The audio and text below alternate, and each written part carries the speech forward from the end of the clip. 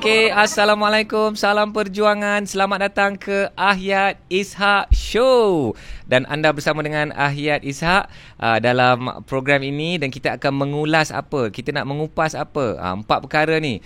Hartanah, kewangan, ekonomi dan bisnes. Dan hari ini kita nak bercerita tentang homestay, dan bukan sahaja sekadar nak cerita homestay semata-mata, tapi kita nak cerita tentang The Super Cycle 2024. Lain macam bunyinya, dan pasti anda akan mendapat manfaat dalam sesi ini, terutamanya sekiranya anda mungkin seorang usahawan homestay, memang dah ada dah usahawan homestay ni.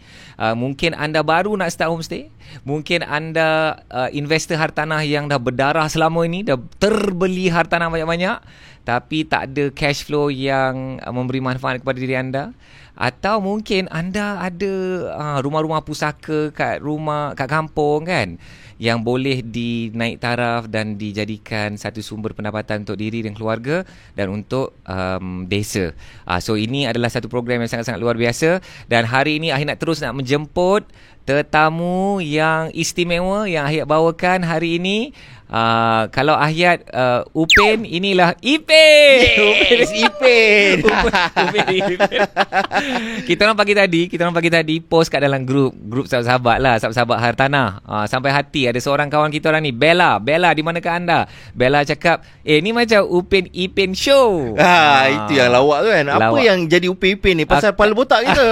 Kerana macam ni lah rupanya Upin Ipin bila dah besar nanti.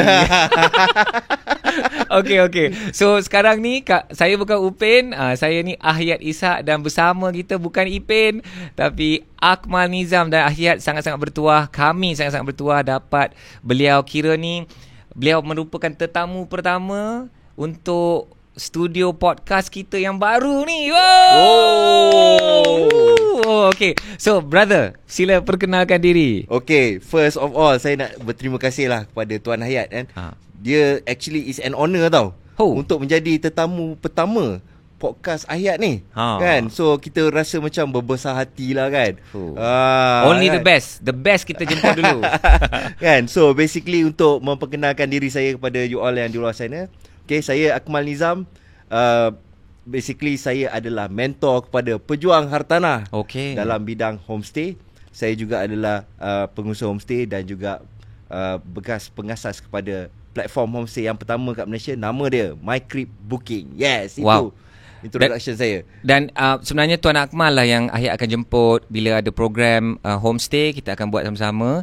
Selalunya Ahyat akan buat opening, dan ilmu homestay itu akan dikongsikan oleh Akmal sendiri. Yes. Dan mana-mana isu-isu homestay itu memang Ahyat akan minta Akmal lah yang ulas. Kerana dalam komuniti pejuang hartanah ni, mentor-mentor pejuang hartanah ni, kita ada macam kira Avengers lah, ramai-ramai kan. So setiap orang ni dia ada kepakaran masing-masing dan bidang masing-masing. Dan itu juga satu nasihat kepada Ahyat kepada anda semua. Kalau kita nak berjaya dalam hartanah, kita tak boleh nak handal semua benda. Kita mesti ada pakar-pakar dalam bidang masing-masing. So sebagai contoh, kalau kita nak financing, undang-undang, cukai, lelong, undercon,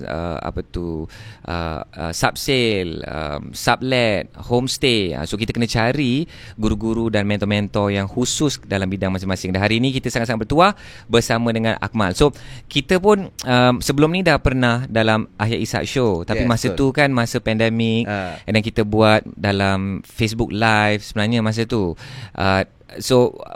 Ahyat pun dah kenalkan Akmal. Akmal pun dah explain sejarah Akmal tu dengan lebih detail daripada kerja oil and gas, syarikat Fortune 500 dan sebagainya. Tapi mungkin kalau kita ada masa nanti kita akan kupas lah Kerana sebenarnya benda tu penting bagi Ahyat, kerana pengalaman kerja Akmal ni membawa Akmal mencipta modul dan formula untuk homestay. So I want the listeners to understand where you're coming from lah But before that, Ahyat just nak terus jump into the topic lah. Because kadang-kadang kan bila orang follow podcast, diorang memang nak dengar, because diorang tengok tajuk kan, homestay. So kita nak bagi terus point utama dia. Okay, Akmal, kita dah buat kelas homestay, kita dah sebarkan dakwah ilmu homestay ni daripada pandemik.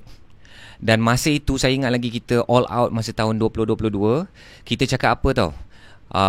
bisnes homestay bakal meletup. Yes, bakal meletup. Dan telah meletup sekarang ni. Telah meletup.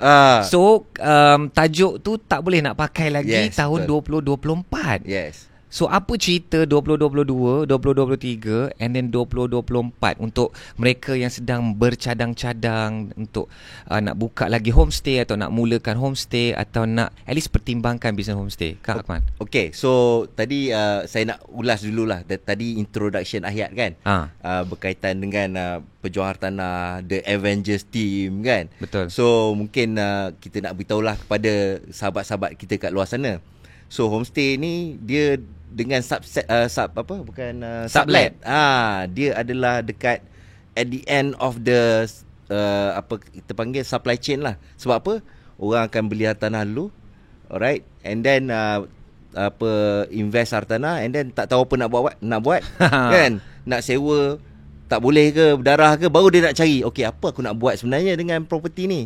Sama ada nak buat sublet ke, nak buat homestay ke kan. Betul. Untuk recover balik apa losses yang dah berlaku lah kan. So bagus juga. So homestay tu ialah strategi untuk cash flow. Yes. So so selalu Ahyat pesan ada satu kumpulan, kalau nak cerita pasal value chain kan. So ada satu kumpulan yang membina hartanah. Yes. So the developer, the contractor, the consultants, the lawyers semua kan. Pembekal bahan dan sebagainya. Dia dah buat. Lepas tu ada satu kumpulan yang menjual. Dan akhirnya ada satu lagi kumpulan yang membeli. Yes. Membeli dan mengguna hartanah itulah. So bila membeli dan mengguna hartanah tu, dia nak guna macam mana? Mungkin own stay atau untuk investment. Yes. Kalau untuk investment, kalau berdarah, apa strategi untuk tak nak berdarah? Berdarah ni maknanya dia beli rugi. Cash flow negatif. Yes. Kan. So bagus kita nak bercerita ni. Thank you so much, because ada di antara yang menonton sekarang ni atau mendengar sekarang, dia pun tak tahu apa benda tu homestay kan. Yes. So sebelum kita nak cerita, bezanya tahun 2022 dengan tahun 2024 yang bakal menjelang ni. So Akmal boleh tak just explain dulu apa itu homestay, in what industry it's in kan. Silakan. Okay, so basically homestay ni banyak orang terconfuse sebenarnya, Tuan Hayat. Sebenarnya homestay ni adalah satu perkataan yang dah digazetkan. Digazetkan yang digunakan oleh Kementerian Pelancongan. Untuk rumah-rumah pelancongan yang digunakan sebagai tempat penginapan pelancongan di luar bandar lah. Dia ada program lah, kita in short kita panggil. Dia panggil program Homestay Malaysia. So yang tu memang dia ada requirement dia. Dia bukan macam kita selalu cakap, saya nak pergi homestay di Kuala Lumpur. Sebenarnya tak ada homestay di Kuala Lumpur Tuan Hayat. Tak ada Homestay di Pulau Pinang, tak ada homestay di Pulau Pinang So homestay di Johor Bahru, tak ada homestay di Johor Bahru. Sebenarnya homestay ni hanya terletak kat mana? Kat luar bandar. Alright? Hanya letak di luar bandar. Industri desa. Yes, dia adalah sebagai industri desa di luar bandar. Dia ada syarat-syarat dia untuk buat homestay di luar bandar ni. Kan? Tapi semua orang guna dah. Homestay dekat Shah Alam pun homestay, dekat Bangi pun homestay, Ampang pun homestay. Yes. Itu lebih kepada macam guest house lah, yes, macam ataupun kita panggil short term rental accommodation, STRA. Ataupun selalunya kalau bahasa pasar lah, kita kata bahasa pasar lah, orang cakap Airbnb lah. Ni Airbnb holiday letting nak sewa 1 hari 2 hari macam tu kan. Yes, itu sebenarnya Airbnb dan juga apa kita panggil STRA lah sebenarnya, bukan short homestay. Term rental accommodation. Short term rental accommodation. Yes, that's right. Because kalau yang sewa setahun tu itu namanya long term rental accommodation kan. So tapi sekarang ni dah diterima lah, homestay ni dah diterima satu Malaysia. Satu Malaysia. Kalau kita tengok kat Google Trend pun kat Malaysia ni perkataan homestay je yang keluar. Ya. Dan negara-negara lain pun dah mula menggunakan perkataan homestay ni kan. Tapi dia bermula daripada Malaysia. Yes, dia bermula daripada Malaysia. Kalau kat luar negara, dia panggil bed and breakfast. Kan, sebab tu Airbnb. Air tu dia nak mengatakan bahawa internet kan, zaman-zaman digital lah. 15 tahun dulu kalau internet tu macam air kan, udara kan. So sebab tu dia jadi Airbnb, bed and breakfast. And in fact, asal dia Airbnb punya nama memang Air Bed and Breakfast, bukan Airbnb. Dan apabila dia dah dapat investor untuk invest dalam dia punya startup, and then investor recommend dia guna Airbnb, bukan Air Bed Itu and dia. Breakfast. Kita belajar sedikit sejarah hartanah. Sedikit sejarah kan. Kena ada juga, ada juga. Because ada orang yang memang dah biasa dalam dunia homestay, ada orang yang belum lagi kan. Okay, so homestay ni sebenarnya business short term rental accommodation. Yang ditujukan kepada orang-orang yang nak sewa sekejap-sekejap, 1 malam, 2 malam, 3 malam kan. Dan mungkin lebih fokus kepada pelancongan lah. Yes, betul. So it's a tourism product It's a tourism product. Okay. So sekarang ni kita pun kalau kita tengok dalam keadaan sekarang, government pun dalam plan Malaysia kan. Dia nak start impose regulation. Betul. Alright. So I think ada orang kata it's a bad thing, tapi bagi saya it's a good thing. Because maksudnya homestay punya business ni dah legalize. Sebelum ni dia masih dalam grey area tau. Dia panggil grey area lah. Pasal apa? Ada setengah PBT kata boleh buat. Ada setengah kata tak boleh buat. Ada setengah kata dia tak ada dalam undang-undang. So it's up to you lah kan. Betul. Kan? So jadi benda tu tak standardized. Jadi orang tak tahu boleh buat ke tak boleh buat. Betul. Kan? So bila dah ada regulation ni, so dia akan jadi legal punya business. Dan sebenarnya dia lebih bagus bila dah ada syarat-syarat. Yes. Bermaksud bisnes ni diiktiraf. Yes, diiktiraf. Yes, diiktiraf. Dan akhirnya sebenarnya syarikat nak kawal, kerajaan nak kawal kan bisnes Airbnb ni, because banyak isu-isu tu dia nak elakkan isu-isu kepada pengguna kan, kepada pelanggan. Dan juga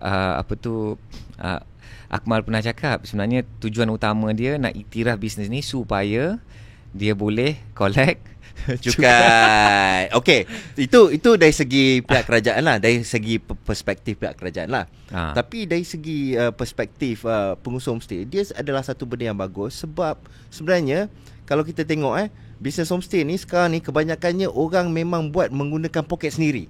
Tak ada sebarang bantuan daripada pihak kerajaan. So kita go back balik sewaktu pandemik hari tu. Okay, bila industri pelancongan affected dengan teruknya, Kementerian Pelancongan ada memberi bantuan kepada pemain-pemain industri pelancongan. Tapi tidak kepada homestay. Sebab apa? Sebab dia tak diiktiraf sebagai pemain industri pelancongan. So maksudnya dari segi bantuan, bila berlaku sesuatu, dari segi bantuan untuk expansion the business, tak ada lah.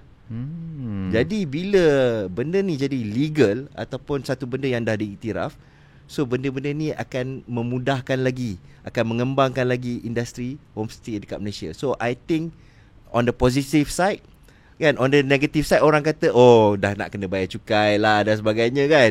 Tapi on the positive side, that means business homestay ni boleh berkembang. Yelah, maknanya kerajaan dah iktiraf. Bank pun mungkin akan ada produk-produk khusus untuk bantu. So grant pun ada nanti. Mungkin akan ada grant. Macam sekarang program Homestay Malaysia memang ada grant. So memang dia bagi grant kepada pemain industri homestay. Saya nak kena bagi caveat juga kat sini, sebab nanti orang confuse homestay dengan STRA ni kan. Ni homestay yang kat luar bandar ni, yang rumah kampung-kampung ni kan. Memang kerajaan dia bagi bantuan. In fact, memang dia orang bagi tiap-tiap tahun untuk buat renovation, untuk memperbaiki facilities homestay tersebut.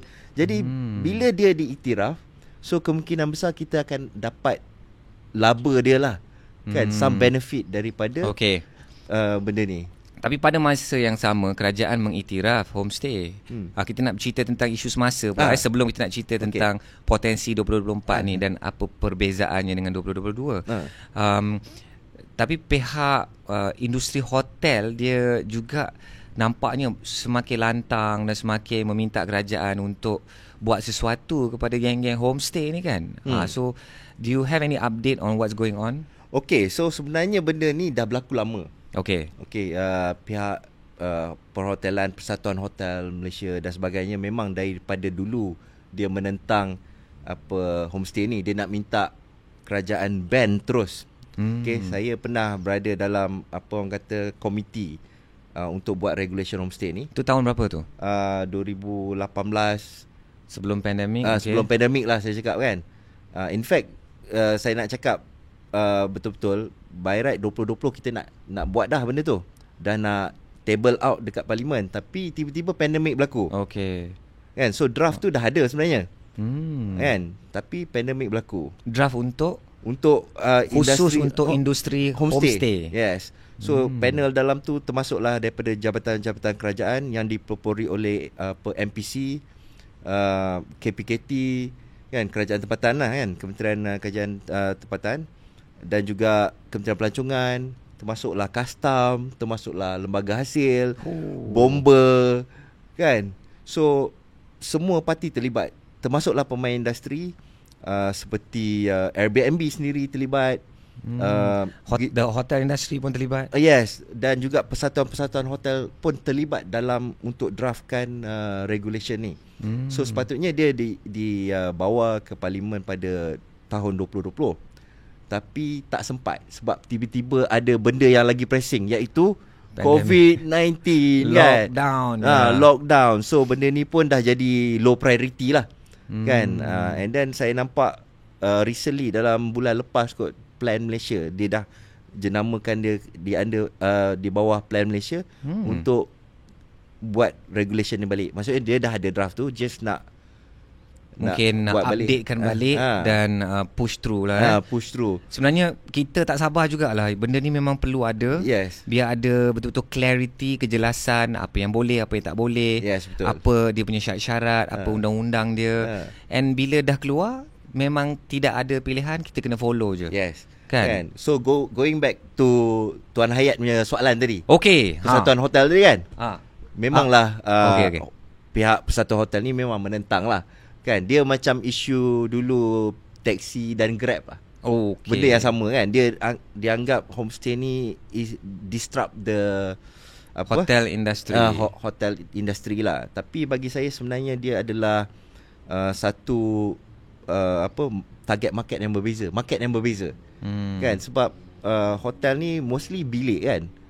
So dia cater untuk a small orang kata pelancong kan, ataupun small traveller kan. While homestay ni dia untuk family, more towards family kan, untuk a big group. So bagi saya target market berbeza lah. Yalah, sebenarnya kan bila kita cerita tentang hotel dengan homestay, dia kalau dilihat sebagai satu produk, adalah dua produk berbeza. Yes. Untuk industri pelancongan. Dan dia perlu wujud, dua-dua produk ni perlu wujud untuk memenuhi keperluan dua pengguna yang berbeza. Yes, dua pengguna yang berbeza. And Akmal selalu share kenapa, apa beza utama dia, yang dia travel in big groups. Yes. Kan. Yes. In family selalunya. Yes. Lepas tu dia mungkin nak masak-masak. Yes. Kan. And then I guess budget is always a concern. Yeah, budget is part of the concern. Part of the concern. Okay, not always, but part of the concern. Because ada juga homestay yang sangat mahal, betul tak? Yes, yang orang kata upscale punya homestay kan. Yang semalam sampai 1,500, 2,000 kan. Betul. Banyak di luar sana. It's a kan? villa dengan private pool kan. Itu memang upscale lah punya homestay, ataupun kita panggil high end lah kan. Okay, so nombor 3 tu mungkin kerana nombor 4 tu mungkin kerana nak privacy. Yes, the privacy. Cuma mungkin lah pihak hotel mungkin ada terganggu sikit sebab based on research yang dibuat oleh Airbnb kan, ataupun AirDNA kan. AirDNA ni adalah big data house untuk Airbnb lah sebenarnya. So kalau kita tengok research yang dia buat semasa pandemik, dia ada buat projection yang mengatakan trend pelancongan berubah. So orang akan lebih prefer untuk duduk di homestay compared to hotel. So mungkin itu menjadikan satu benda yang menakutkan lah bagi betul industri perhotelan kan. But I guess benda ni lah, dia sesuatu benda yang tak dapat dielakkan. Yes. Dan benda ni pun wujud kerana permintaan daripada pengguna. Yes, kan. Betul, setuju. Sama juga macam Akmal kata tentang taxi dengan Grab kan. Yes. Akhirnya memang pengguna dah demand satu produk baru, servis baru, dan benda tu tak boleh dibendung. Dalam bahasa Inggeris inevitable kan. Yes, inevitable. So sekarang ni diorang nak kena wujud dalam satu industri yang sama, hotel dan homestay. Dan nak kena sama-sama just play the game lah. Play the game and then meningkatkan sektor pelancongan di Malaysia lah. Bagi saya kena bekerjasama lah sebenarnya. Kan? Okay. Sebab kalau kita relate balik taxi dengan Grab, mungkin dia adalah dalam segmen market yang sama. Sebab still untuk transport people from A to B kan. Yeah. Tapi macam homestay ni ada slightly different sebab target market yang different. Betul. So saya tak nampak lah dia akan impact hotel sangat. Yelah, mungkin yang sektor hotel budget. Sektor tu dia akan terkesan kan. Yang tu mungkin lah kan. Yang macam resorts, 5 star ni dia tidak ada tandingan pun. Because orang yang nak pergi ke hotel-hotel 5 star dengan resorts ni, mereka memang because they want the service. You don't get that. They want the service. Ya, betul. They don't get that in homestay. Kan? Yes. Homestay ni you pergi tu macam you duduk kat rumah sendiri. Tak ada orang yang nak serve you. You tak boleh call zero call receptionist, I want to order this and that. Tak ada kan. So dia macam self-service lah. So homestay ni dia kat situ dia punya dia bukan segmen tu lah. So orang yang nak pergi 5 star semua ni, dia nak service. Okay. Sebenarnya kan terfikir Ahyat rasa nak jemput seorang wakil daripada mungkin Persatuan Hotel lah. Kita bagus juga kita tu kan. Kita cerita kan, kita sembang. Tapi Akmal kena ada. Maksudnya kerusi kuning kena ada 3. Yes, ada 3 kan. Okay, kita nak teruskan perbualan kita bersama dengan Akmal Nizam, mentor pejuang hartanah khusus untuk bidang homestay. Dan hari ni kita mengulas topik homestay ni. Yes. Rupa-rupanya Ahyat dah susun ni soalan-soalan killer punya ni. Tapi tak sempat nak sampai. Kerana ada lagi soalan-soalan yang bukanlah nak kata tak penting, tetapi dia penting untuk membuka cerita homestay sebelum nak masuk apa yang bakal berlaku 2024 ni. Untuk itu kita akan sambung selepas segmen ini. Yes, see you.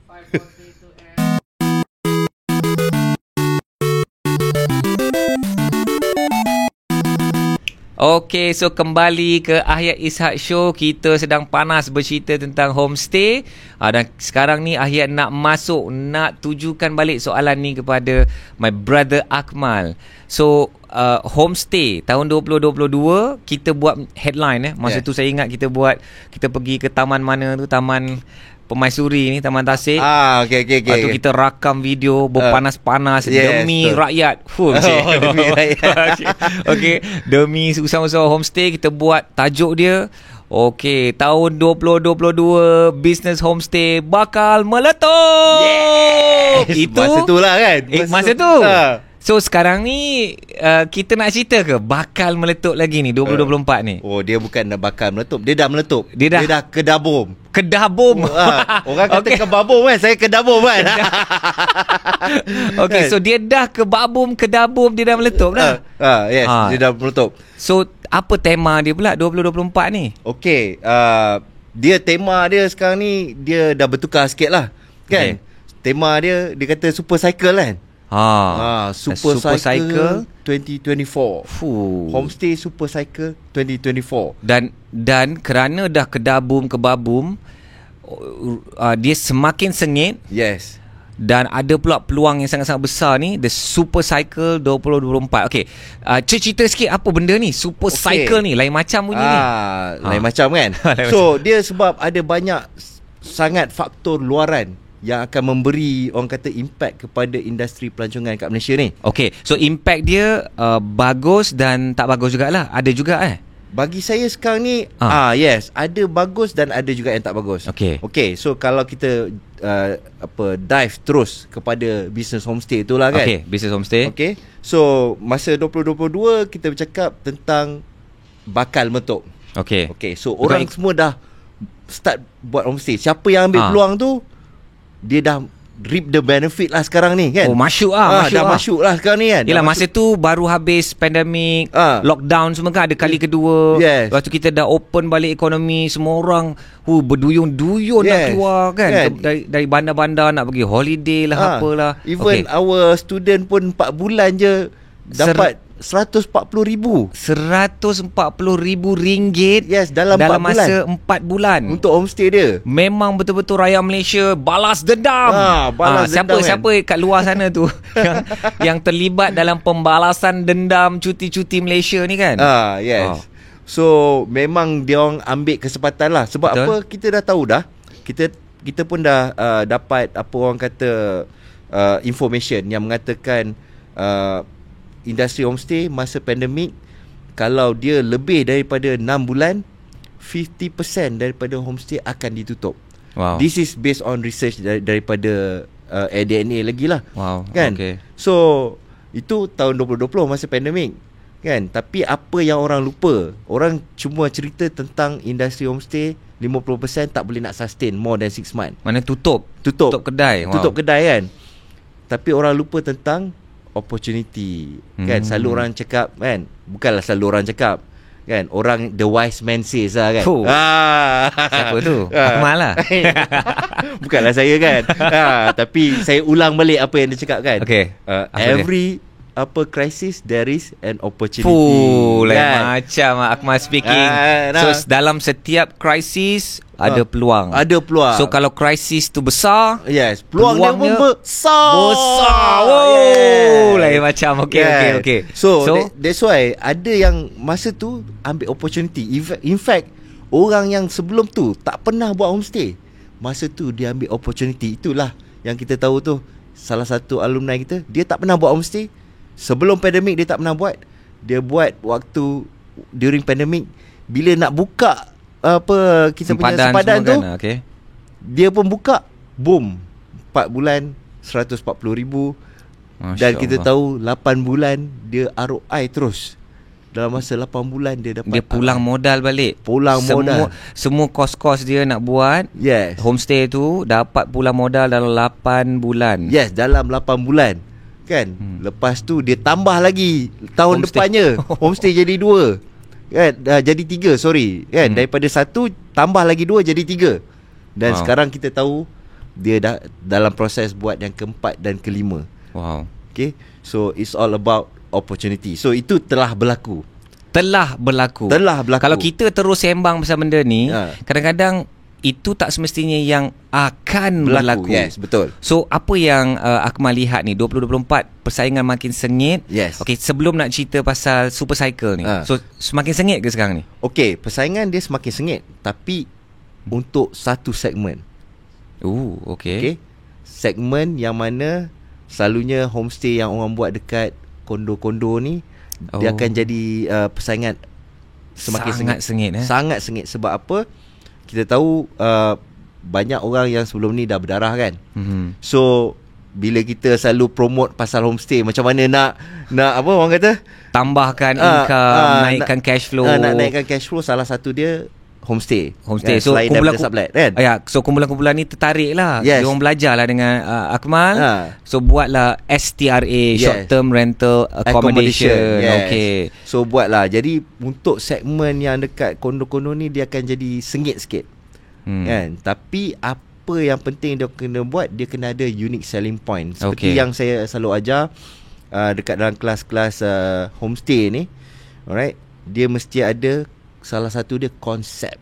Okay. Itu yang boleh ada competitive advantage over the other homestay owner. Okay. So sekarang ni orang pergi homestay dah bukan macam trend zaman dulu kan. Okay. Orang still nak ada feel. Bila duduk homestay tu, dia nak feel macam duduk dekat hotel. So that's why konsep tu important kan. So zaman-zaman yang dulu 10-20 tahun dulu yang duduk homestay nak murah tu, sekarang that is not the factor orang nak pergi homestay. Bukan pasal nak duduk, bukan hanya kerana cost, bukan budget, cost. Bukan kan. Of course dia punya, orang akan compare dengan harga hotel lah kan. Orang akan compare harga hotel. Dia nak datang beramai-ramai. Kalau hotel mungkin dia kena ambil 3-4 bilik. Dia compare dengan homestay ni mungkin a bit cheaper lah.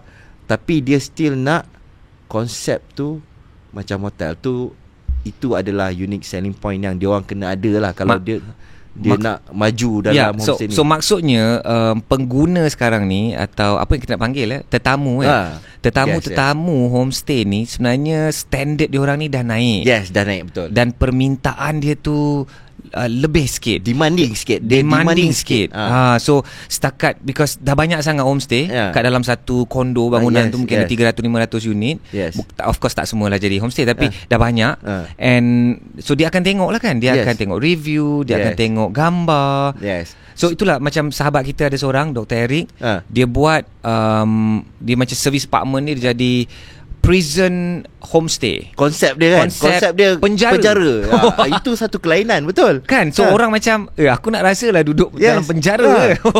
Apa perasaan dia kan? Okay, so maksud Akmal tu, konsep tu macam mana? Contoh, boleh bagi contoh macam konsep warna ke, konsep macam flora fauna ke, konsep Sabah Sarawak ke, dia sebenarnya konsep ni dia mesti ada, dia kena memberi satu keunikan, experience yang unik kepada user kan. Okay, kepada pengguna lah, ataupun tetamu lah kan. Dia mesti ada some sort of experience yang dia orang akan rasa kan. Salah satu dia, kalau konsep yang saya selalu cakap tu, kalau yang orang yang nak macam hotel tu, dia memang dia nak konsep dia macam hotel lah. Dia ada, maksudnya ada tema lah sebenarnya kan. Tema dia tak semestinya konsep macam hotel tu dia perlu luxury kan. Tapi dia macam ada tema. So maksudnya dia pergi kat situ, dia ada feel macam ada tema. So dia ada different experience daripada apa dia, rumah dia. So saya selalu cakap, kalau kita bercuti, tapi homestay yang kita pergi tu lagi teruk daripada rumah kita, buat apa kita bayar? Betul tak? Betul. Buat apa kita bayar kan? Betul. So kita nak something yang different, kita nak relax, yang lebih baik daripada rumah kita sendiri. Dia mesti lebih baik daripada rumah kita sendiri. Okey, ini kisah benar. Saya ada nak cuba try test satu homestay dekat Johor, JB. Tapi exactly apa yang Akmal cakap. Bila rumah kita punya katil, punya setting tu pun lagi best daripada homestay tu. Homestay tu pula tidur tak selesa. I'm nothing wrong with the homestay. Maknanya kita nakkan something kan. Dan terasa macam, kenapalah aku bayar homestay ni. Baik duduk rumah. Atau memang saya terasa masa tu, saya kata, ni memang patut aku cari hotel je untuk benda ni, because tak mencapai satu standard kita kan. So kita agree sekarang ni tetamu dah semakin demanding, dah ada permintaan tinggi. So persaingan yang paling sengit ialah pada produk-produk hartanah seperti kondo, servis apartment yang memang lambakan sekarang ni pun. Dan banyak orang dah terbeli pada satu ketika dulu. Dia orang pun dah negative cash flow selama ini, tak dapat pulangan. So dia orang nak cuba try test homestay, adakah dia boleh menjadi satu strategi naikkan balik income. So itu kumpulan, itu kategori yang persaingan sengit. Dan jawapannya pun dah ada tadi, kena ada konsep, kena ada luar biasa. Kan? Luar biasa. Dia kena stand out from the rest lah kan. Stand out from the rest. Kita boleh bincang pasal benda tu lagi, tapi Ahyat lebih tertarik nak bincang tentang kumpulan mana pula, kategori mana pula yang Akmal rasa peluang terbesar sekarang. Sekarang peluang terbesar adalah kepada mereka yang ada tanah sendiri. So bila ada tanah sendiri, dia buat villa kan, dengan private swimming pool.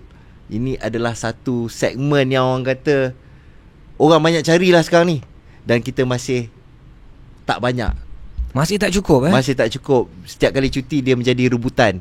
So betul, you all kat luar sana cuba check kan, bila you all nak cari homestay yang villa macam ni, nak berkumpul bersama keluarga ramai-ramai, 2-3 family for example, kan, ataupun bersama kawan-kawan, kalau you all try untuk book less than 1 month before tarikh you all nak pergi, especially waktu-waktu peak season, susah kan? Dapat ke tak dapat? Saya berani jamin tak dapat.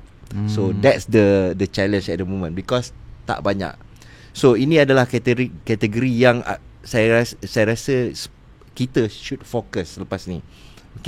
So ini adalah juga opportunity sebenarnya kepada mereka kan, yang ada tanah. Contohnya tanah-tanah di luar bandar ni. Mungkin ada rumah pusaka, rumah-rumah apa lama tu kan, rumah-rumah kampung Melayu tu ada market untuk benda-benda macam ni. Yes, ada market benda ni. Pasal orang sebenarnya bila untuk bercuti, dia nak pergi cari villa-villa ni, lokasi tu dah jadi tak penting, dia jadi nombor 2. Kan? Selalu saya cakap pasal formula lokasi kan. Okey, cerita sikit. Okey. So selalunya kita bercakap tentang formula lokasi BETH. Okey, BETH. Ni memang saya suka ilmu ni. Malah saya pun sampaikan ilmu Akmal kepada student yang bercadang nak buat homestay. Dan sumber daripada ilmu ni lah Akmal cerita sikit. Okey, so BETH ni adalah formula lokasi untuk bisnes.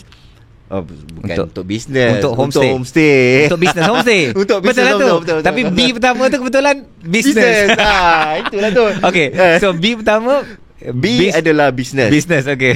Maksudnya formula yang pertama tu, kalau you nak buat homestay, salah satu area yang you kena target adalah kalau tempat tu adalah business center. Business center, okey. Ini untuk cater apa yang kita panggil business traveller. Okay, so contoh KLCC tu ada, walaupun tak ada tanah sendiri, but all those kondo-kondo ni pun ada dia punya demand sebenarnya. Memang ada, memang banyak tu. So kalau kita tengok dari segi RDNA punya data tempat-tempat yang paling tinggi kat Malaysia occupancy rate adalah di KL Central, Bukit Bintang, KLCC. So ini paling tinggi lah, dia punya occupancy rate more than 70% occupancy rate per year. So sebab apa? Dia ada satu business. Okay, kita cerita dulu. Yang ni education ni mungkin dekat KLCC tu tak ada. Alright. So E adalah education punya area lah. Education, okay. T tourism. So KLCC ada lah benda tu. So dia ada B and T. Tourism. Dan last sekali adalah hospital. Itu mesti ada orang banyak surprise. Mungkin yang dah jadi alumni HM, Homestay Mastery, dia tak surprise lah. Tapi mungkin orang kat luar sana surprise. Kenapa? Hospital. Betul tak tu Hayat? Betul. Orang mesti terkejut. Pasal apa homestay nak kena ada dekat hospital? Kan?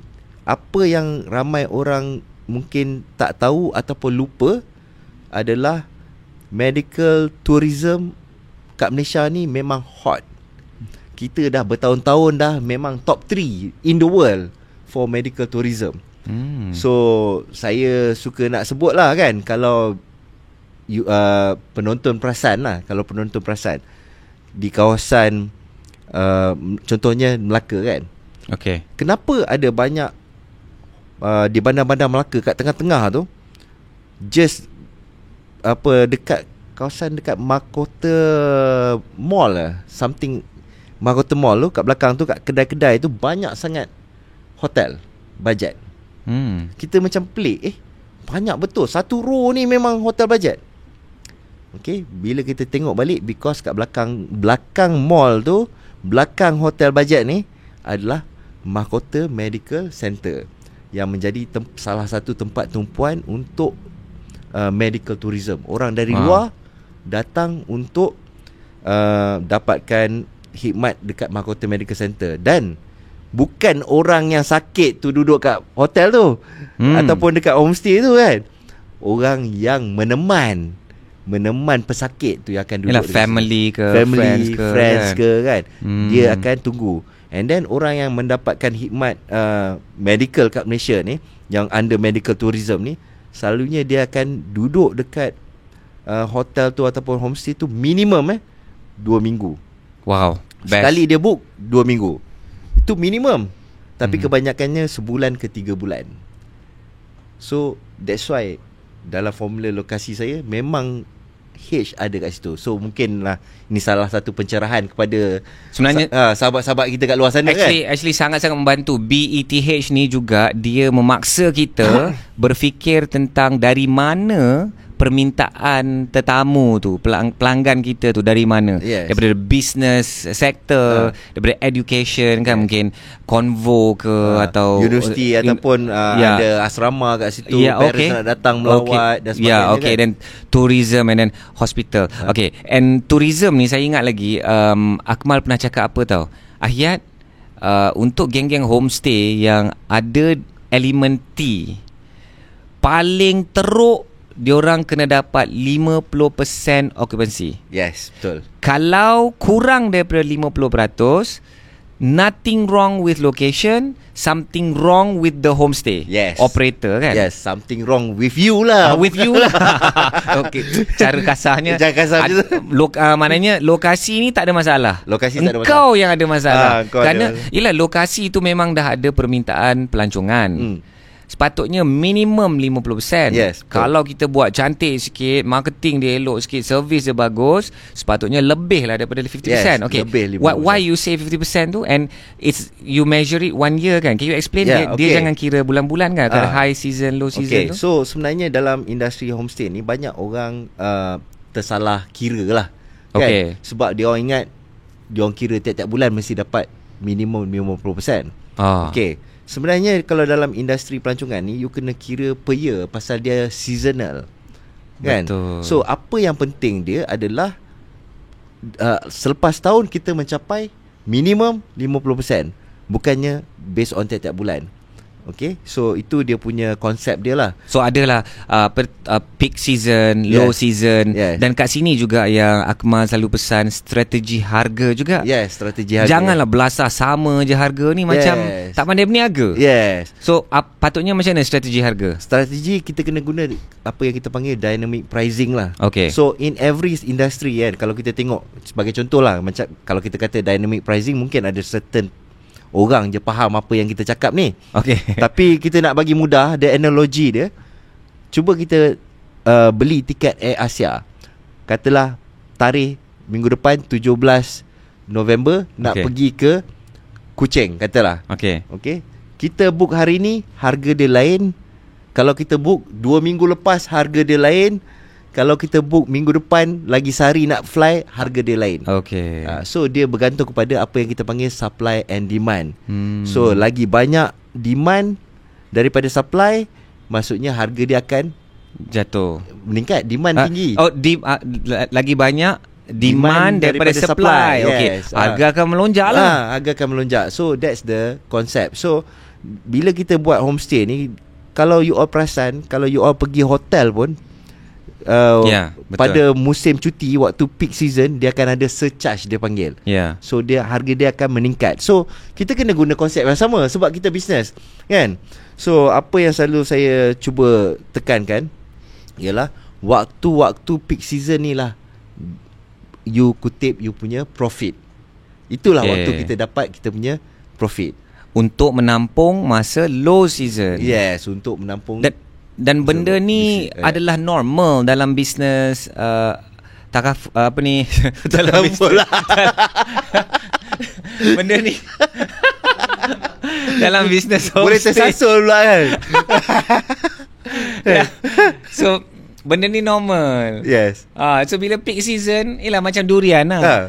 Bila time peak season, durian Musang King tu pula kurang. Yes. Memang harga melonjak RM70-80 lah. Tapi bila ada lambakan pula, orang kurang pula nak membeli, harga jadi RM20-30 je 1 kilo. So kita cerita pasal dynamic pricing. And then so kenapa 50% yang diletakkan sebagai minima untuk geng-geng homestay yang ada di kawasan-kawasan pelancongan? So dia based on calculation berapa cuti di Malaysia. Cuti sekolah. Cuti sekolah. Cuti public holiday dan juga weekend di Malaysia. Hujung minggu. That's why bila kita calculate, kita derive kepada 50% setahun. So maksudnya cuti kat Malaysia ni memang banyak kan. Almost 6 bulan lah. Setengah tahun dalam Malaysia ni sebenarnya cuti yang public holiday, cuti sekolah dan cuti weekend ni. 180 hari. Lebih kurang Lebih kurang 180 hari. Sebab tu kalau saya nak buka sikit dalam regulation yang dia orang nak buat, hari tu ada cadangan yang nak menghadkan homestay boleh operate 180 hari saja. Sebab dia kira macam tu lah. Ada. Itu cadangan balas daripada apa? Industri hotel. Yes. Wow, dia nak hadkan macam di New York kan, baru-baru ni kan kecoh kan. Dia letakkan syarat tidak boleh sewa lebih 30 hari setahun. Itu memang killer terus. Berapa ribu unit apartment yang memang hidup selama ini kerana short term rental accommodation ni akan bungkus, akan mati. Okey, tapi itu cerita di New York, nanti kita akan sambungkan. Kita nak cerita kat Malaysia ni. Ni pengusaha-pengusaha homestay, dia tak sempat kat Malaysia ni, tak sempat nak cerita pasal New York. Dia nak tahu pasal Malaysia. Okey. Tapi saya nak selit sikit lah kat situ kan. Okey, selit. Saya hopefully benda ni tak akan berlaku di Malaysia lah. Okey, hopefully Okey. Dan saya nampak tak akan berlaku lah. Cuma saya just nak mengingatkan, kalau manalah tahu ada politician dengar kan kita punya podcast kan. Kalau YB. YB tolong kan, sikit YB. Kalau kita buat benda yang macam New York buat, dia akan ada kesan dan impact kepada industri hartanah dekat Malaysia. Betul. Yang itu pun yang diorang sedang jangkakan yang bakal berlaku di New York. Di New York dicetus oleh polisi ini, bakal mencetus kejatuhan market crash untuk real estate di New York. Wow, dan benda tu boleh merebak ke seluruh US, merebak ke seluruh dunia. Wow. And then kita pun ada tengok tiba-tiba Itali tuntut berapa bilion cukai daripada Airbnb kan. So hopefully benda ni tak berlaku dekat Malaysia kan. But I think it's good lah kita bila bersembang tentang benda ni kan, tentang business homestay. Ayat rasa Ayat suka cara Akmal. Dan inilah pun cara kita dalam Pejuang Hartanah, komuniti Pejuang Hartanah. Kita cerita yang baik, kita cerita yang buruk. Kita cerita tentang peluang, dan kita juga cerita tentang perangkap. Biar orang tahu betul-betul apa yang baik, apa yang tak baik, apa yang peluang, apa yang perangkap. Daripada kita masuk gelanggang, ingat semua bagus, semua happy, semua indah. Tengok-tengok sepak terajang tu, cala bala dia, kita tak bersedia untuk tak ready lah kan. Ya, tak ready. Itu bukan cara Ahyat, Akmal dan sahabat-sahabat kami, sahabat-sahabat seperjuang di dalam komuniti Pejuang Hartanah. Ini bukan cara kami mendidik. Kami mendidik, we tell both sides of the story, the good and the bad, and then you make a decision. So bayangkan, kita dah tahu yang baik dan yang buruk, tapi kita tetap masuk gelanggang. Dan kita masuk gelanggang tu dengan lebih bersedia dan lebih prepare dan bersedia untuk membuat keuntungan, insyaAllah lah. Okay. Alright, so tadi kita dah cerita tentang BETH, dan Akmal sebenarnya bercerita tentang usaha-usaha homestay yang ada tanah, yang jenis yang villa-villa atau yang industri desa kat kampung, yang sebenarnya tak perlu pun lokasi tu hot. Contohlah hot macam Shah Alam contoh, atau KLCC Langkawi. Dia boleh tiba-tiba kat Serendah. Ni pagi tadi Ahyat tengah analyse lah a few homestay. So sekeping Serendah kan. Ahyat punyalah kaji dia punya peta. Memang tersesat entah kat mana-mana. Memang kat very remote tu, kan. Memang tak ada benda. Kalau nak kata lokasi, dia memang fail. Kalau nak kata lah, maknanya dia tidak ada booster, dia tidak ada BETH, tak ada. Tapi dia boleh tarik pengguna dan sentiasa penuh.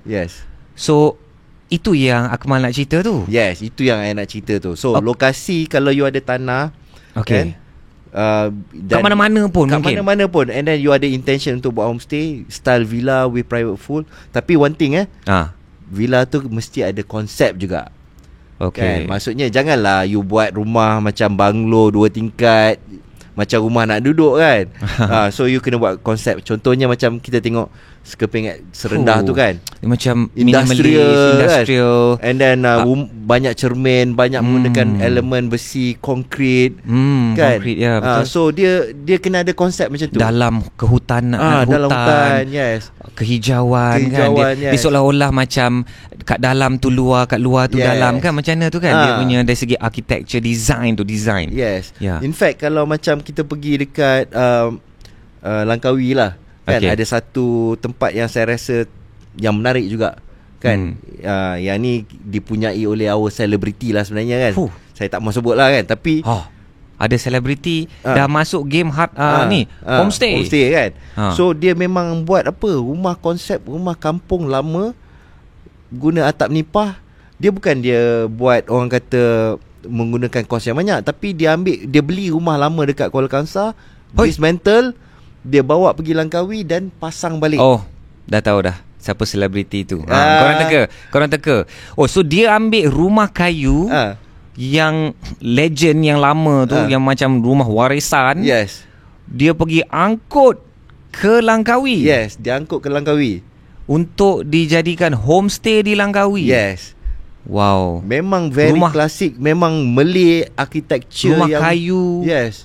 Lama-lama ni. Kita orang Melayu ni pun kan, kita pun anak-anak kita. Yes. Jarang je nak duduk kat rumah-rumah kampung. Bukan jarang, tak pernah. Saya rasa tak pernah. So dia satu experience. Tak pernah bro. Tak pernah kan. Betul. So dia jadi satu experience untuk dia orang. In fact, bukan saya cakap orang lain lah. Saya punya kalau saya nak bercuti, saya cari tempat-tempat yang macam ni. Dia authentic Malay punya style tau. Kita tak pernah experience, anak kita pun tak pernah experience. So satu benda kita pun tak pernah experience kan? Satu benda yang menarik. Ini bukan rumah kampung yang you nampak sekarang dekat yang kampung-kampung terbiar kan? Ni yang dia dah buat baik. Dia dah repair, dia dah make good, dia dah redesign.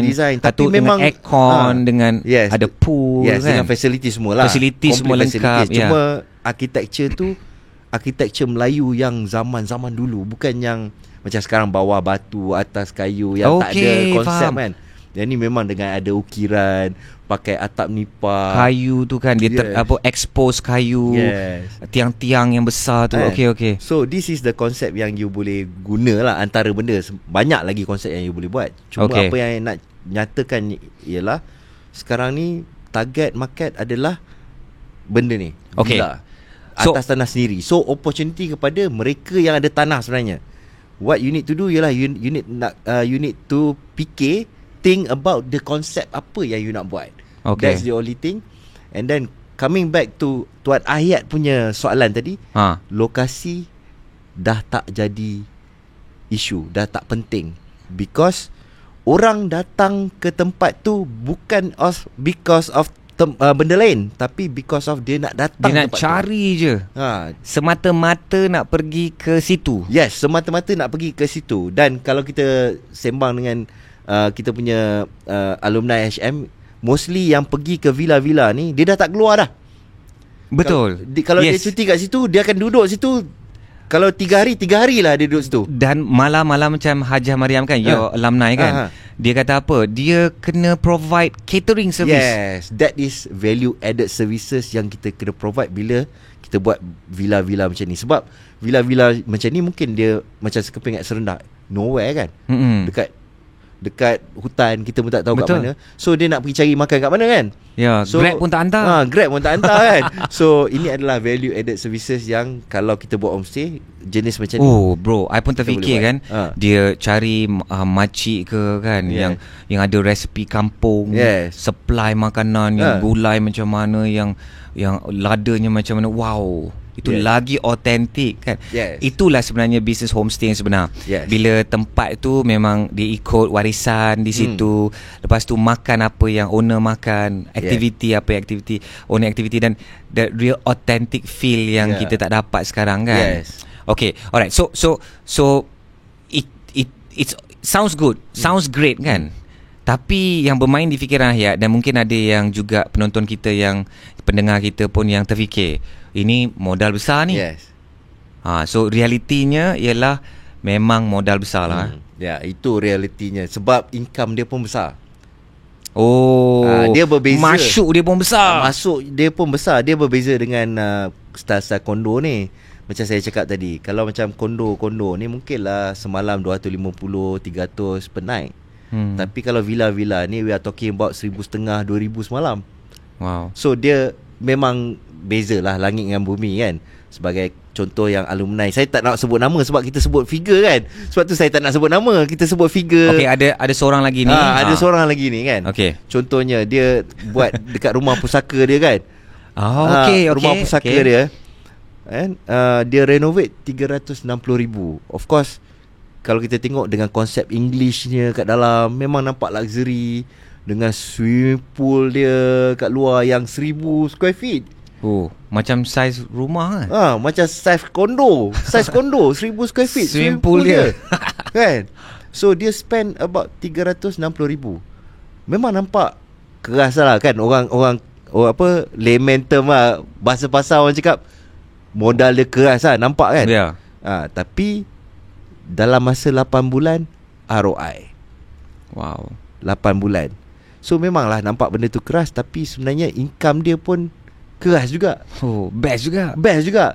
So that's why saya lebih suka bila orang cakap pasal modal ni, kita faham modal is one of the factor lah kan. So that's why saya selalu encourage kita kena bernetwork. Kan, kadang-kadang kita nak start benda tu, mungkin kita bukan start seorang, mungkin kita boleh joint venture bersama orang yang mempunyai mindset yang sama, kan. So mempunyai interest yang sama, kan. So kat mana kita nak jumpa orang-orang ni? Dekat kita punya circle lah. Daripada mana circle kita? Mungkin lah you nak jadi alumni Homestay Mastery. Nak berguru dengan Tok Akmal. So you dapat you punya network kat situ yang mempunyai same interest. Betul kan, same apa ni. Sebenarnya itu yang mahal. Okay, kita dapat berguru, contohnya dengan Akmal. Yang mahalnya juga ialah bila kita dapat create network. Jemaah kita tu, mungkin dia boleh jadi JV, mungkin dia boleh jadi kita punya partner, kan. Boleh jadi kita punya sahabat seperjuangan. Kadang-kadang kita just nak compare notes, kita nak sembang-sembang, nak dapat idea kan. Alright, so ada je macam-macam cara kan. Mungkin kita boleh buat refinance dekat rumah yang kita dah ada, beli dah lama, and then ada equity yang banyak, kita boleh pergi kat bank, kita refinance, cash out, cari partners kan.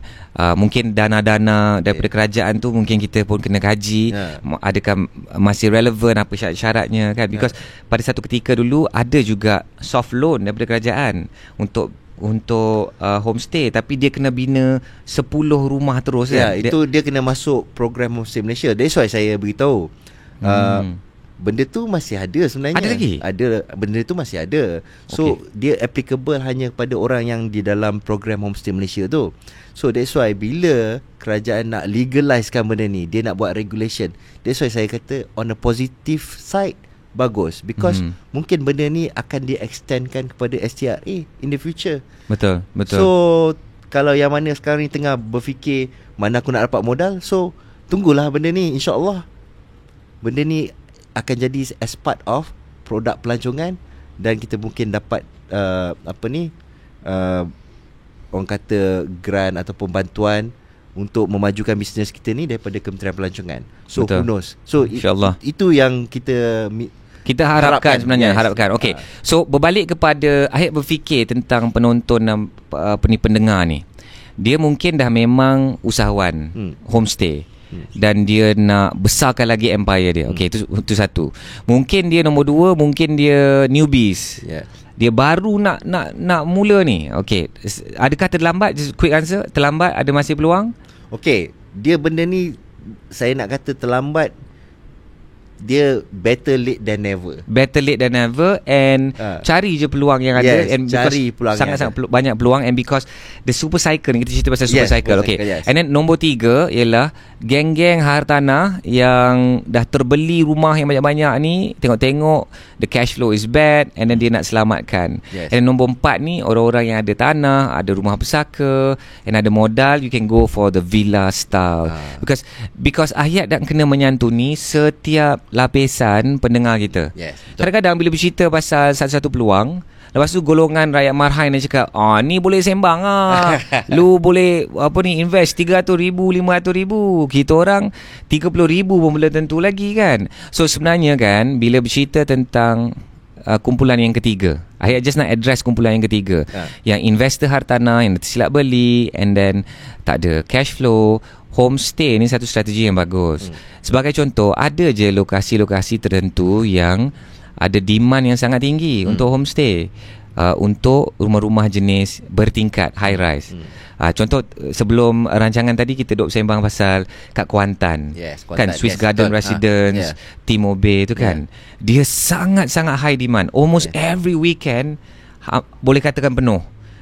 And itu produk homestay yang high rise. Betul. Yang condo service apartment ni yang dikatakan sangat persaingan ni sangat sengit.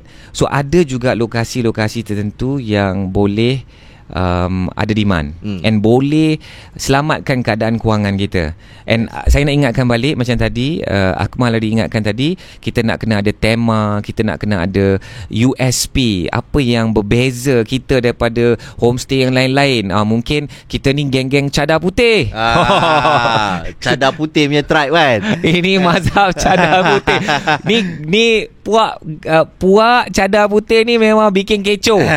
Selalu kalau kita post kat social media, ya Allah, sampai ke hari ni banyak komen masih bergaduh-gaduh. Gaduh lagi ya? Masih gaduh. Dia tak setuju. Saya suka yang bunga-bunga. Saya suka yang ada geometri. Jangan gelak lebih. Kesian ada yang terasa ni, ada yang terasa. Tapi itulah, I mean, dia konsep tu kena tune, servis kena tune. Kita boleh kalahkan usahawan homestay lain yang buat ala kadar setengah-setengah masak. Bercakap pasal cadar putih ni, just a quick one brother. Dia isu ni isu legend lah. Setiap kali I borak dengan you pun kena angkat juga isu ni. Sebelum kita nak masuk kepada penutup, sesi kita ni sangat-sangat best. So sebelum kita masuk sesi penutup ni, nak cerita pasal peluang super cycle. So apa cer dia ni, puak geng cadar putih ni? Cerita dia sebenarnya cadar putih ni memang telah diguna pakai dekat hotel sejak 1991. Dia buat tu bukan kerana dia saja nak buat. Dia because dia dah buat research. Dia dimulakan oleh Westin Hotel. In 1991. Mungkin kalau tak adalah lama sangat sebelum tu tidaklah Tidak. So mungkin sebelum tu kalau kita ingat baliklah zaman kecil-kecil kita dulu kan, mungkin tahun 80s, kalau kita pergi hotel kita tengok dia orang punya cadar macam mana brown kan, ke mungkin lah kan. Interesting. Tapi in 1991 setelah dibuat research Westin buat research ke atau macam industri hotel? Ada industri hotel buat some research. Buat apa ni, buat research, and then they found out yang cadar putih ni dia akan ada benefit dari segi dia nampak lebih luxury. And then menurut kajian juga guest yang tidur dekat atas cadar putih ni akan tidur lebih nyenyak. Yes, betul. Itu based on that research. Tidur lebih nyenyak. Tidur lebih nyenyak. Dia kan? rasa macam comfy cozy. And then yang ketiganya dia nampak bersih, menyebabkan feeling apa visitor tu, tetamu bersih tu penting. Bersih tu penting kan. Dia rasa bersih. Kan itu on untuk pengguna punya side lah. Tapi untuk hotelier ataupun pengusaha homestay, benda tu dia ada satu lagi benefit. Sebenarnya dia senang nak cuci. So ramai yang kata kalau yang putih ni masalah, senang kotor kan. Dia sebenarnya lagi senang nak cuci sebab dia tak ada color-color. Jadi kalau katalah ada tumpuk-tumpuk ke apa, you just rendam bubur klorok, that's it, habis. Kalau yang ada color, ada corak bunga, you nak bubur klorok macam mana, habis lah semua. Rosak. In fact kalau yang putih, pengunjung pun dia akan maybe lebih careful kan. Lebih careful. Tak ada buat masalah kan. So tapi yang penting dia nampak luxury bagi saya lah, sebab kita nak entertain kita punya guest.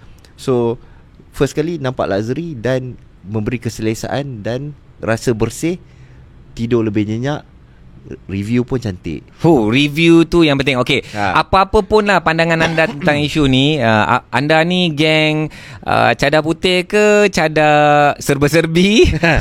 Tapi kita orang dah terlalu banyak testimoni. Kita orang ada yang student yang dekat Terengganu, dia ambil satu ilmu ni je, dia tukar cadar putih terus boom. Hanya kerana itu. So bayangkan kita dah banyak sangat testimoni lah. But kita faham pengusaha homestay ni, itu duit dia, itu hak dia, itu idea dia. You nak buat apa cara pun you buat lah. asalkan dia mengundang hasil profit, tetamu pun suka. So okay lah. I mean kita tak nak gaduh sangat lah. Saya pun rasa kadang-kadang, ya Allah, janganlah pasal isu ni kita bergaduh. Small matter je kan. Small matter. Yang penting janganlah. Yang penting ada cadar. Jangan tak ada kan. Daripada geng tak ada cadar. Oi, aku datang homestay takkanlah nak bawa cadar sendiri. Teruk sangatlah pengusaha homestay ni. Okay. So asalkan ada cadar, whatever that works for you. Mungkin ada juga yang nak grey ke, nak blue ke, mungkin dia ada tema the blue room, kan? Itu mungkin lain lah kan. Tapi dia boleh gandingkan dengan the pillow cover. Boleh biru putih, kan, the sheets white, and then dia macam ada the quilt cover tu biru ke, kan. Gabungan tu tak apa. Gabungan tu in fact style juga, cantik style juga kan. Dia the main tu yang kena putih. Okay. Alright, so terjebak juga dalam isu tu, walaupun saya memang tak cadang hari ni tapi terkeluar juga. Okay, so sekarang ni kita bercerita tentang 2024. Kita pun dah sampai ke segmen yang terakhir. Kita nak cerita pasal peluang je sekarang ni, Akmal. So 2024 super cycle. Kita cerita balik apa super cycle yang disebut-sebut ni, because ramai orang tak tahu. And mungkin dia macam tahu tapi dia tak sedar benda ni akan bagi impact yang sangat besar kepada diri dia, terutama kalau dia usahawan homestay. So what is this super cycle 2024? Kebanyakannya saya nampak super cycle 2024 ni dia adalah daripada faktor luaran. Kalau kita tengok faktor luaran, orang nampak duit kita rendah, menurun. USD so ringgit meningkat. Malaysia USD meningkat kan. Betul. So sekarang ni kalau kita tengok the latest one based on semalam, 1 USD 4.72. Bergantung kepada bila anda sedang mendengar atau menonton ni. So dia mungkin berubah. Pada satu ketika tu dia dah sangat-sangat tinggi dah. Dia macam ada downward trend pula kan sekarang ni. Hopefully it will land at maybe 430 or maybe 450 by end of the year. I don't see that because kalau you tengok dia turun sampai 4.66. So sekarang ni dia naik ke 4.72. So it means apa? Kalau kita tengok, kalau biasa baca chart lah kan. Ini bahaya ni. Kalau Akmal dah bercerita pasal carta, nanti Kang dia cerita lain pula. Tak apa. Tapi ada kaitan dengan homestay. Yes, ada kaitan. So bila kalau you baca carta tu, you tengok dia naik ke 4.8 hari tu kan. Kan? Dahsyat. And then sekarang, lepas tu dia turun sekejap ke 4.66. So nak test lah tu. So itu dia test dia punya support, kita panggil. Sekarang ni dia going to 4.72. So maksudnya dia akan pergi ke atas lagi. So that's why economists mengatakan target 5 I nampak macam possible by Masya Allah. Jangan Akmal. Tapi I nampak possible. Pasal kalau kita tengok macam tu lah. Kan, sebab kalau kita tengok cara carta bergerak macam tu, dia akan turun, dia bounce balik pula. Dia tak turun, dia lower tak daripada sebelum ni, dia akan terus ke naik ke atas. So itu kalau kita bercakap pasal carta lah. So bila saya tengok carta macam tu, jangan percaya cakap saya kan. Saya analyse based on carta, based on fakta lah. Saya tak ada cakap based on saya punya pemikiran ke, tak ada. Atau emosi kan. Emosi ke tak. Kita cakap based on knowledge kita on baca chart. Kalau ikutkan berapa jam rasanya berapa ribu jam lah you spend menengok carta ni rasanya kena tanyalah wife malam-malam ada tak mengigau carta boleh tanya. Lebih baik mengigau carta daripada sebut nama orang lain. One thing kan, wife I memang pelik. Kalau I mimpi, mimpi cakap orang putih. I tak cakap Melayu bila mimpi. Market is going up. Tu nak tiba-tiba nama Samantha. Okay. Alright. So coming back to benda tu kan. So maksudnya kalau kita tengok duit kita menurun against USD. And then kalau kita tengok juga negara-negara jiran kita, currency kuat. Makin kuat. Yang menurun sekarang ni Malaysia ringgit saja. Dengan Japan dengan Japan. Tapi yang saya cakap ni yang kat keliling kita lah. Okay. Kan, sebab kita nak bercakap berkaitan dengan pelancongan kan. So bila cerita ni dah rasa macam tak best lah. Nampak macam this is big problem. Big problem. But sebenarnya ini adalah opportunity kepada pemain industri pelancongan, termasuklah homestay. Oh, kenapa? Okay, kenapa First, benda ni saya bercakap berdasarkan pengalaman 2016 yang berlaku dulu. Okay. Kalau perasan lah kat Facebook 2016 kan, before 2016 tu, sebelum duit Malaysia jatuh masa tu, kalau kat Facebook tu ramailah kawan-kawan post gambar dekat overseas sana sini. But lepas naik 4.2 masa tu, 4.4, 4.5 kan, terus semua melancong kat dalam negeri. Because untuk melancong keluar negara semakin mahal. Okay, so itu adalah opportunity kepada industri pelancongan. Okay, so orang yang selalu pergi overseas sekarang ni, dia tengok sekarang ni dah 4.7 kan, nak keluar mahal ni, nak bawa family pun banyak juga belanja ni kan. Betul. So better melancong kat dalam negeri. So itu salah satu benda. Tapi dia ada second factor dia menjadikan Malaysia ni murah kepada orang luar, menyebabkan mereka attracted to Malaysia. Macam dululah orang Malaysia, kenapa kita suka pergi Indonesia, pergi Bali, Bandung, pergi shopping Vietnam. Pasal currency, pasal murah. So itu juga akan berlaku pada 2024 ni kepada Malaysia. So there is an opportunity untuk pelancongan. Wow, so itu yang akan menjadikan Super Cycle 2024. Inilah yang saya kata, mata lebah dengan mata lalat. Memang Tuan Akmal ni mata lebah. Mata lebah ni dia nampak bunga, dia nampak yang cantik, dia nampak peluang, dia nampak apa yang kita boleh buat untuk memanfaatkan diri kita. Ada orang yang mata lalat. Ni US dollar makin tinggi ni, Malaysia makin merudum ni. Mata lalat, dia nampak sampah, dia nampak yang busuk, dia nampak yang tak elok, dia nampak masalah. Betul, kita kena tengok masalah untuk elak masalah. Kita sedar bahawa ada masalah dan risiko, dan kita kena mitigate, kita kena pastikan kita urus masalah-masalah itu dan risiko itu. But yang kita perlu ada ialah mata lebah yang melihat peluang ini. And betul. Kalau perasan kan, kat TikTok, dekat social media, memang yang kan sekarang ni influencer tourism ni kan, influencer jalan-jalan, makan-makan, makin famous, makin follower bertambah-tambah, because rakyat memang dia tetap nak healing, dia tetap nak melancong. Dia punya cerita dia, ada duit tak ada duit, orang tetap akan berjalan. Macam mana pun kan, mungkin macam bajet besar, bajet kecil. Yes, itu je yang make it different. Orang tetap akan berjalan, dan semua akan berjalan dalam Malaysia. Domestic travel. Domestic travel akan meningkat. Itu sebabnya kalau kita tengok, kalau time-time cuti panjang sikit je, memang highway kita memang padat, memang crazy, jam kan. It's good. Yes, it's good. At least ekonomi tu, jentera ekonomi tu sedang berjalan. Dan okay, so I like your way of thinking. Maknanya dalam kita bercerita 2024 bimbang tentang ekonomi, rupa-rupanya kita ni terlepas pandang kepada peluang yang ada. Peluang yang ada. Alright. So Super Cycle 2024 ni dia menyebabkan akan ada permintaan yang lebih kepada domestic tourism. Tapi yang awal 5 bulan ni yang kita bincang sebelum masuk program, Disember sampai April ni, apa yang sedang berlaku ni?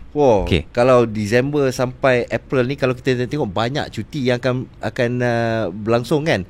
So macam next month dah start cuti. Disember cuti sekolah hujung tahun 2023. Tapi belum cuti hujung tahun lah, tahun untuk sekolah anak-anak.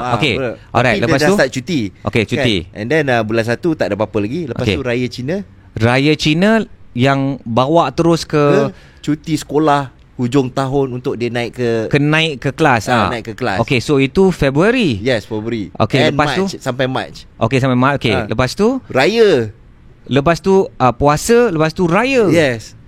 Lepas tu cuti sekolah lagi bulan 6. Wow. So boleh kata the first half of next year ni sebenarnya adalah banyak cuti, maksudnya adalah lubuk untuk geng-geng usahawan. Homestay. Yes, adalah lubuk untuk geng-geng usahawan homestay. That's why waktu cuti ni, macam saya cakap, kalau yang berada di kawasan T tu, BETH kan? BETH, you kena dapat minimum 50% occupancy rate. Kalau dalam cuti-cuti ni you tak dapat, katalah ada satu hari dalam cuti weekend ada satu hari tak full, maksudnya tak ada orang duduk, maksudnya something wrong lah kat situ. Yang you kena buat something wrong dari segi marketing mungkin kan. Kalau satu hari mungkin dari segi marketing, okay. Tapi kalau katalah 10 hari, mungkin you punya homestay sendiri you nak kena tengok balik. So okay, so peluang besar ada. Kalau kita terlepas peluang ini Disember, February, April and June, kalau terlepas peluang ini memang melepas lah. Okay, sebenarnya ada lagi peluang. Kita jangan kata melepas, pasal summer holiday dekat Europe. Yang tu pun kena main peranan juga. Yes, tu main peranan juga. Because summer holiday 3 bulan selepas tu. So the peak of mid-year lah. Mid-year sama kat diorang. Yes. So sebenarnya gelombang super cycle ni dia akan membawa kepada sampai pertengahan tahun. Yes. Okay, so kita tak nak mereka terlepas. Kita nak mereka ni, usaha-usaha homestay ni terus beruntung. Yes, betul. Of course bagi servis yang terbaik. So what can they prepare right now? So the product itself kena prepare. Yes, product. Lepas tu nombor 2, the service dia kena prepare yang bagus. Nombor 3, then you ada product and service yang bagus, you have to market the product, kan? Market the product, and service, kan? Yes. So what is your apa nasihat Akmal? Okay, nasihat saya ada satu benda yang saya rasa mungkin orang selalu tak melihat, okay. tak tengok, pengusaha homestay tak tengok, iaitu diorang terlalu fokus kepada domestic punya travellers, dan diorang selalu lupa tentang foreigners. Okay, orang turis yang datang daripada luar negara.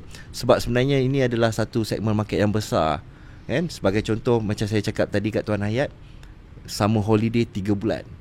Okay, so selalunya diorang memang akan spend lama kat sini, especially kalau orang daripada Middle East pun sama ni 3 bulan lah dia duduk kat Malaysia ni. Terlalu panas pula kat negara dia. Terlalu panas, jadi dia akan datang ke Malaysia, kan? So you all mungkin yang tak tahu lagi macam mana orang Arab ni datang kat sini. Okay, even in fact ada orang Arab yang sampai dah beli property kat sini because dia memang akan spend 3 bulan kat sini. So this is the opportunity yang you all tak boleh lepaskan. Okay, jangan hanya fokus on domestic, yes, tapi kita kena expand kita punya I like that. Target kepada foreign punya turis juga. Beranikan diri untuk target yang foreigners juga. Because daripada training ataupun kelas-kelas yang saya dah buat, kebanyakannya kita punya pengusaha homestay takut nak pergi kat foreign market ni. Kebanyakannya dia target orang Malaysia lah. Mungkin bahasa kot. Bukan bahasa, dia more towards of culture. Dan juga the service standard tu mestilah kena up sikit, world standard world juga, standard kan? sikit. And then lagi satu, dia takut dari segi kekangan agama dan sebagainya. Okay. Cuma bagi saya benda tu, kita pun duduk hotel, so kita tahu ke sebelum ni siapa yang duduk sebelum kita. So kenapa itu boleh, yang ni tak boleh, kan? So kita kena tahu macam mana kita nak handle je.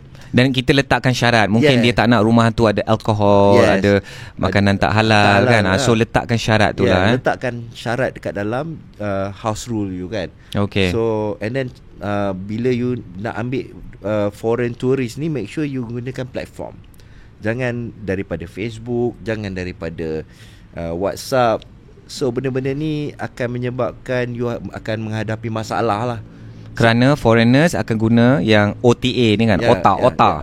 Online Travel Agency ni, kan? Macam Booking, Agoda, Agoda, Airbnb, okay. Sebab satu benefit to the tourist, dia nak datang kat foreign land, kan? Dia tak biasa datang, dia tak kenal siapa-siapa. So dia nak ada satu platform yang boleh bagi dia trust lah. Okay, kan? Begitu juga sebenarnya as a pengusaha homestay, you nak terima orang asing datang ke homestay you nakkan trust juga. So that's why it is recommended to use platform, so that both party takkan menghadapi masalah lah. Okay. So itu I punya recommendation kepada mereka yang buat homestay dan yang nak terima guest daripada luar. Okay, so kita pun dah sampai ke penghujung. Apa nasihat Akmal untuk pengusaha-pengusaha homestay untuk yang kita bincangkan tadi, persediaan untuk super cycle ni, the product tu, apa yang mereka kena buat untuk produk, dan yang nombor 2 service, dan nombor 3 untuk marketing. Yes. Do you have some very quick points and advice? Okay, a very quick point dan advice, mudah aja. Homestay ni you kena ada konsep, dia mesti unik. Okay. And then konsep dan unik. Kedua dia, you kena market menggunakan platform. Okay, that's one of the easiest way market untuk platform. mengelakkan apa? Dia ada 2 benda lah untuk mengelakkan daripada kena scam. Okay, scam pun banyak juga. Okay. Pengusaha homestay pun boleh kena scam. Yes, pengusaha homestay pun boleh kena scam, kan? And then lagi satu, you kena tahu platform ni dia punya reachability dia punya reach out dia global, kan? So kalau you guna Facebook, mungkin you punya reach out tu limited to your friend ataupun a certain location.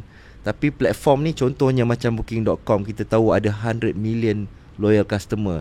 So once kita advertise kat situ, kita dah tahu ada potential 100 million orang boleh view kita punya homestay. So the opportunity untuk orang book homestay kita akan lebih tinggi. So it's just like macam orang kata shopping mall lah. Compare KLCC, mungkin harga sewa dia 50,000 sebulan contoh. You pergi dekat IOI Mall dekat Puchong lah, bukan IOI Mall baru ni. Kat Puchong tu mungkin 10,000. But you tengoklah traffic berapa ramai kat situ, kan.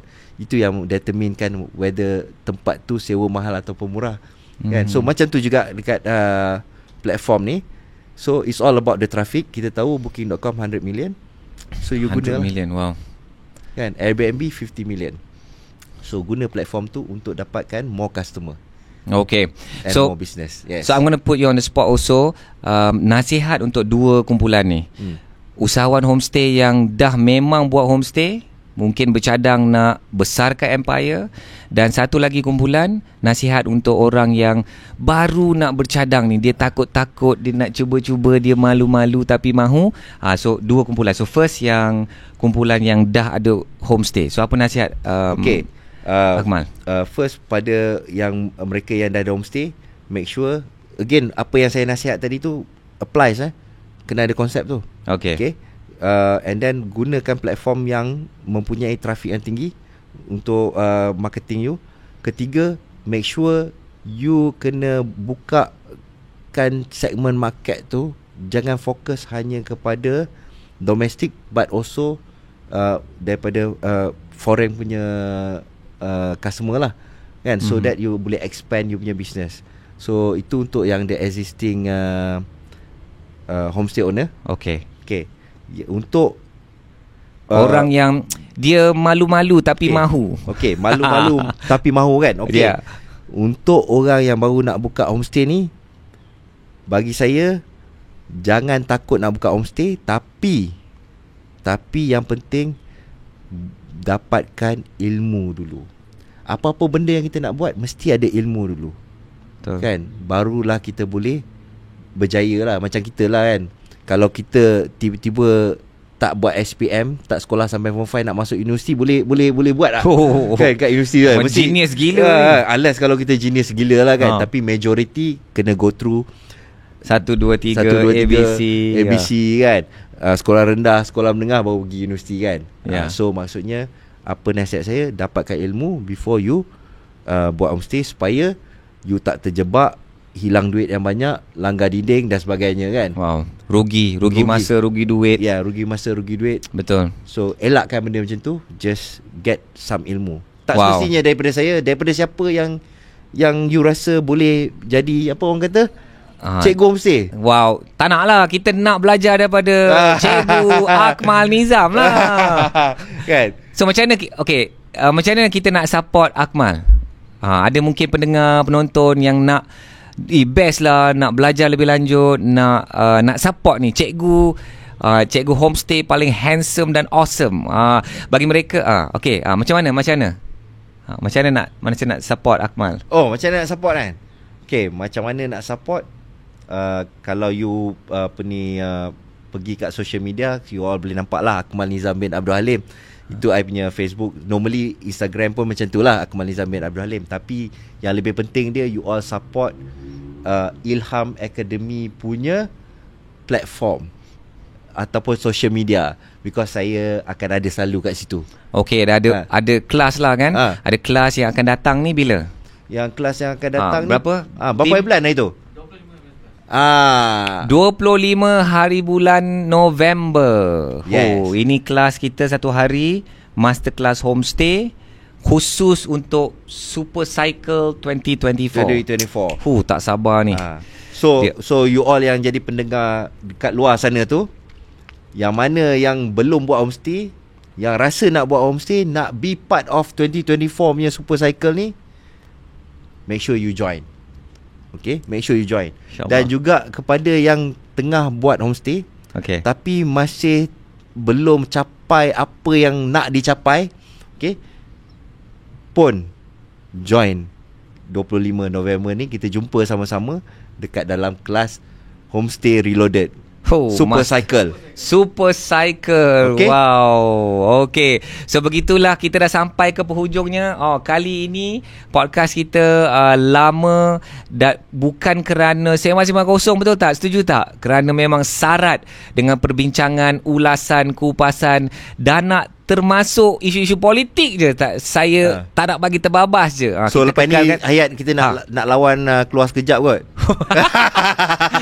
Kita akan jadi podcast yang menyentuh hartanah, kewangan, ekonomi dan bisnes dan tak boleh.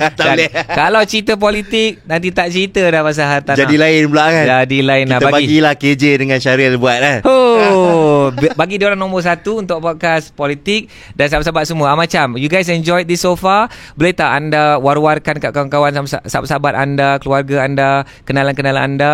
Dan mungkin kita tak lama lagi kita akan nobatkan ni, Ahya Ishak Show bakal menjadi podcast hartanah nombor 1 di Malaya. Yes. Semangat. Yes. Okay, so ada kata-kata akhir tak? Okay, Akmal. Kata-kata akhir. Okay. Alright. Jangan lepas peluang Super Cycle 2024. Dia macam ada sedikit misteri, ada sedikit excitement, ada sedikit rasa macam kata-kata tu kan, kalau dalam satu video dia macam ada awan-awan yang gelap, tiba-tiba awan-awan tu terpisah, ada satu pancaran harapan yang kena ada asap pun kat belakang ni. Kena beli smoke machine. Team, cari harga satu. Alah, barang China banyak sekarang. Okay, smoke machine. Baru kelas kan. Barulah kelas. Okey lah, begitulah sahabat-sahabat semua. Kita dah chit-chat, sembang-sembang santai bersama dengan Akmal Nizam. Saya nak ucapkan terima kasih, Akmal. Alright, terima kasih Tok Hayat jemput kan. Podcast yang pertama ni. Ini tetamu podcast pertama di studio podcast kita yang dah upgrade, khas untuk tetamu kita yang pertama, Akmal Nizam, partner saya Upin Ipin. Upin Ipin. So I'm so happy for you guys to be with us along this podcast. Dan insyaAllah siapa-siapa yang ada idea-idea lain topik-topik pasal hartanah, kewangan, ekonomi dan bisnes, banyak topik tu kan, tapi basically kita fokus pada hartanah lah. Apa-apa isu-isu hartanah yang anda nak kupas, boleh tulis kat dalam ruang komen, atau tim akan bagi nombor untuk anda WhatsApp. Dan anda boleh bertanya soalan dan juga nak hantar apa-apa cadangan. So begitu sahaja podcast kita pada segmen kali ini.